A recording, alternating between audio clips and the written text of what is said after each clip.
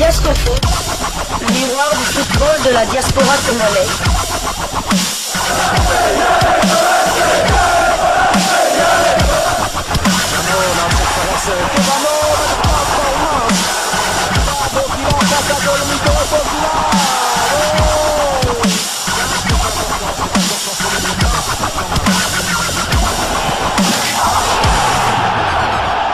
Diasco Foot, le miroir du football de la diaspora congolaise.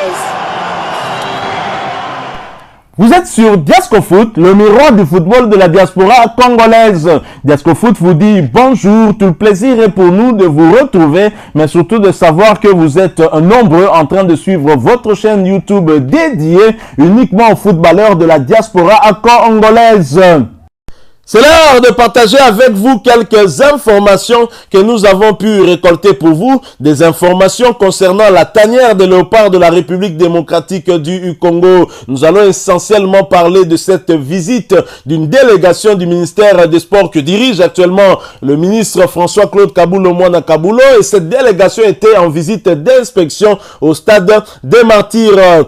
Pas de bonnes pratiques de sport sans infrastructure. François-Claude Kabulo Mwana Kabulo l'a bien compris et fait ainsi de la réhabilitation des infrastructures l'un de son cheval de bataille, fait qui justifie la présence hier mercredi 5 avril du secrétaire général au sport monsieur Boli Ilonga au stade des Martyrs de la Pentecôte. Objectif, faire l'état des lieux de l'évolution des travaux de réhabilitation de cette antre qui recevra les 9e jeu de la francophonie, un point attendu scrupuleusement au prochain conseil des ministres. Accompagné par une forte délégation du ministère des Sports et Loisirs avec à sa tête Xenon Kabamba, le secrétaire général au sport représentant le ministre des Sports et Loisirs a visité les différents départements du stade des Martyrs en pleine douche, notamment la salle de conférence de presse ayant une capacité de 46 places, la tribune de presse, le centre des journalistes, la salle des arbitres, la salle des commissaires des matchs et le vestiaire pour ne citer que cela. Nous sommes descendus pour voir l'effectivité de ce que les entreprises de construction nous avaient donné comme information. Les impressions sont plutôt bonnes de façon globale car il y a certaines entreprises qui sont très avancées et très encourageantes. De là, le patron de l'administration des sports en République démocratique du Congo a juste après visité le gymnase, le stadium de basket et le terrain annexe. Satisfaction garantie à l'en croire. Comme vous le savez, à la fin de ce mois d'avril, il y aura une évaluation par les inspecteurs de la francophonie. Il y a des entreprises qui ont déjà réalisé les travaux à 80, voire même 90%. Et il y a d'autres qui sont en retard et nous allons faire le rapport à son excellence pour qu'il essaye de voir là où il y a des blocages dans l'optique de travailler nuitamment afin d'être prêt dans le délai. Cette visite d'inspection intervient quelques jours après la réunion entre les responsables du ministère des Sports et les deux entreprises de construction dont les résolutions étaient favorables pour toutes les parties. Une information en tout cas que nous tenons de la cellule de communication du ministère des Sports et Loisirs. Et d'ailleurs, je vous propose en image de suivre cette descente de cette délégation du ministère des Sports au stade des Martyrs. Ensuite, nous nous retrouvons pour faire une petite analyse parce que le ministre des Sports, François-Claude Kabulo Mwana Kabulo, avait très clairement exprimé en tout cas une volonté de très vite réhabiliter ce stade, non seulement pour les Jeux de la francophonie, mais aussi et surtout pour que ce stade puisse servir à nos fauves, les léopards, lors du match de la 6e journée des éliminatoires de la CAN Côte d'Ivoire 2023 afin que nous ayons toutes nos chances pour tenter de nous qualifier, arracher donc l'une des deux places qualificatives pour la CAN en Côte d'Ivoire. Suivons cette image et nous nous retrouvons tout de suite après.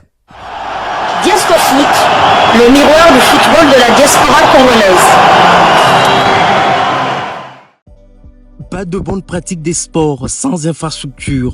François-Claude Kabulo Mwana Kabulo l'a bien compris et fait ainsi de la réhabilitation des infrastructures l'un de ses chevaux de bataille, fait qui justifie la présence mercredi 5 avril du secrétaire général au sport, Dr Boli Ilonga, au stade des Martyrs de la Pentecôte. Objectif, faire l'état des lieux de l'évolution des travaux de réhabilitation de cet antre qui recevra les 9e Jeux de la francophonie. Un point attendu scrupuleusement au prochain Conseil des ministres. Accompagné par une forte délégation du ministère des Sports et Loisirs avec à sa tête Xeno Kabamba, le secrétaire général au sport représentant le ministre des Sports et Loisirs, a donc visité les différents départements du Stade des Martyrs en pleine douche, notamment la salle de conférence de presse ayant une capacité de 46 places, la tribune de presse, le centre des journalistes, la salle des arbitres, la salle des commissaires des matchs et les vestiaires, pour ne citer que cela. Les impressions sont plutôt de façon globale bonnes. Il y a certaines entreprises qui sont très avancées et c'est très encourageant. Et vous le savez, à la fin de ce mois d'avril, il y aura une évaluation des travaux par les inspecteurs de la francophonie. Et nous pensons qu'il y a des entreprises qui sont très avancées, 80-90% d'état d'avancement.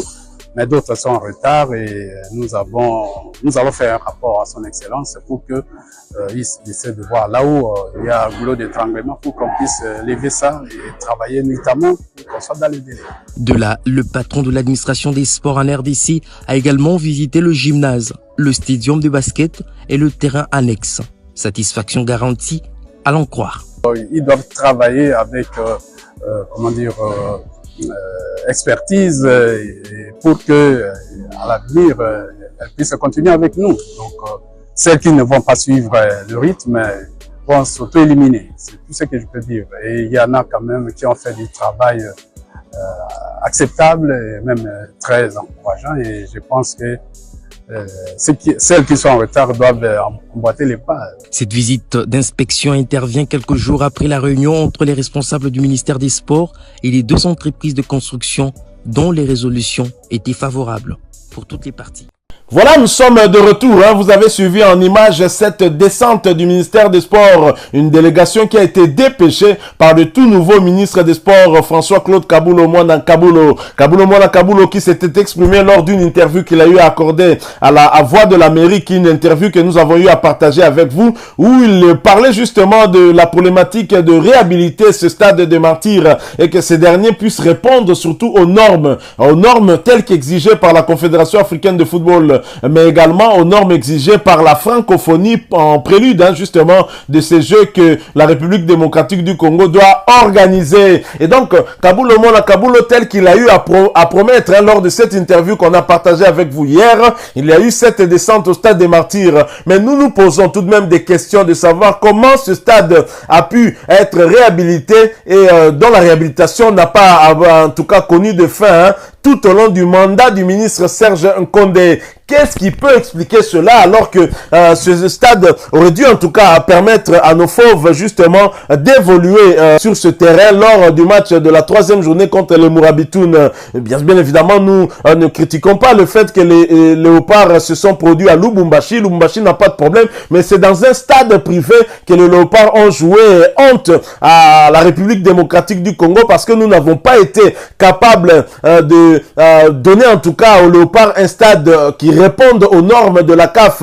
La dernière visite des inspecteurs de la CAF a laissé entendre en tout cas qu'il y avait des choses à améliorer dans ce stade. Et même les sièges qui ont été placés en tout cas dans tout le pourtour ne répondent pas aux normes. On avait suivi l'inspecteur de la CAF qui s'était exprimé quant à ce. C'est bien malheureux, c'est à se poser la question de savoir si le ministre Serge Kondé avait réellement travaillé pour une réhabilitation d'un stade qui réponde aux normes ou tout simplement en tout cas pour faire ce que les Kino appellent du Kosaleka. C'est quand même triste. On espère qu'avec l'arrivée de Kabulo qui a l'expertise très clairement dans ce domaine, les choses vont évoluer. Lui-même a manifesté en tout cas cette volonté de voir le stade des Martyrs répondre à des normes de la CAF telles qu'exige l'instance qui gère le football sur le continent et même l'instance qui gère le football sur le plan mondial afin que nos léopards puissent y jouer et pourquoi pas nos clubs. Vous avez vu que des clubs quinois ont eu du mal en tout cas lors de cette phase de groupe des compétitions africaines interclubs qui sont